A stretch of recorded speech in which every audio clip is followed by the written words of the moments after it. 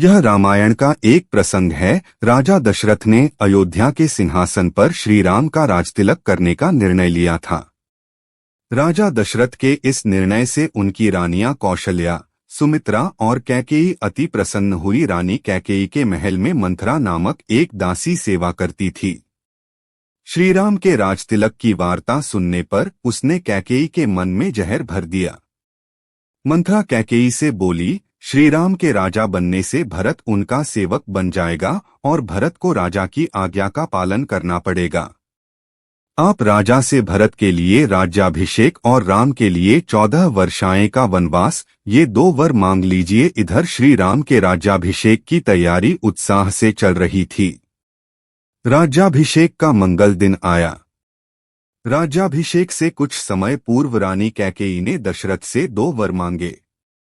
एक बार राजा दशरथ को कैकेयी ने युद्ध में सहायता की थी, तब राजा दशरथ ने प्रसन्न होकर कैकेयी को 2 वर मांगने हेतु कहा था, परंतु उस समय कैकेयी ने राजा से कहा कि समय आने पर वे 2 वर मांग लेंगी। कैकेयी ने वही 2 वर मांगे। राजा ने वर पूरे करने का वचन दिया हुआ था, इसलिए वह वचनबद्ध थे। रानी कैकेयी ने 2 वरों में से एक वर से भरत का राज्याभिषेक और दूसरे से प्रभु श्री राम को 14 वर्ष के वनवास की मांग की। राम का वनवास और उनका वियोग, इसकी कल्पना भी राजा नहीं कर सकते थे। उसी समय अयोध्या के प्रधान सुमंत पहुंचे।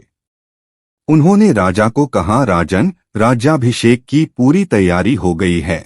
राजा दशरथ ने सुमंत से श्री राम को तुरंत लाने के आज्ञा दी। सुमंत का संदेश मिलते ही श्री राम दशरथ जी के महल पहुंचे। वहां पर श्री राम ने देखा कि राजा दुखी, उदास और चिंतित हृदय से खड़े हैं। राजा को ऐसी स्थिति में देखकर श्री राम भी चिंतित हो गए। उन्होंने रानी कैकेयी को राजा अर्थात पिता के दुखी होने का कारण पूछा। कैकेयी ने कहा, यदि आप राजा के मन की बात का पूरी तरह पालन करोगे तभी मैं तुम्हें राजा के मन की बात बताऊंगी। कैकेयी के शब्दों से श्री राम व्यथित हो गए। उन्हें लगा कि उनके पिता को उनकी पितृभक्ति पर संदेह है।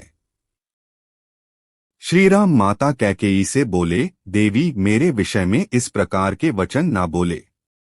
पिता की आज्ञा से मैं आग में भी कूद जाऊंगा। मेरे दाता, गुरु और पिता ने आज्ञा दी तो मैं जहाल विष का प्राशन करूंगा अथवा समुद्र में भी कूद जाऊंगा। राजा दशरथ की आज्ञा उनके अथवा रानी कैकेयी के मुख से सुनने से पहले ही श्री राम ने प्राण अर्पण करने की भाषा बोली थी। इससे पता चलता है कि उनकी पितृभक्ति कितनी निष्ठावान थी। अपने पिता राजा दशरथ को दुखी देखते ही श्री राम ने स्वयं के संदर्भ में संदेह व्यक्त किया। अंत में श्री राम ने कैकेयी से कहा, जिन्होंने मुझे जन्म दिया है, जिन्हें मैं प्रत्यक्ष देवता मानता हूँ, उनकी आज्ञा का पालन मैं अवश्य करूंगा। वनवास जाने से पूर्व श्री राम ने अपने पिता दशरथ जी को पिता के आज्ञा का पालन करने का महत्व बताया।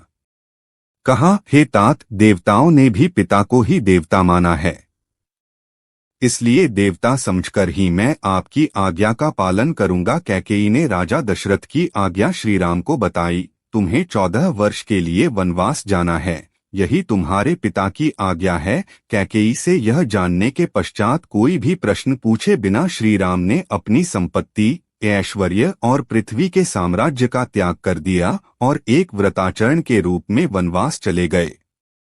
इस एक घटना के कारण श्री राम जी की पितृभक्ति आकाश से बड़ी हो गई। आज भी यह घटना पूरे विश्व को प्रेरणा देती है।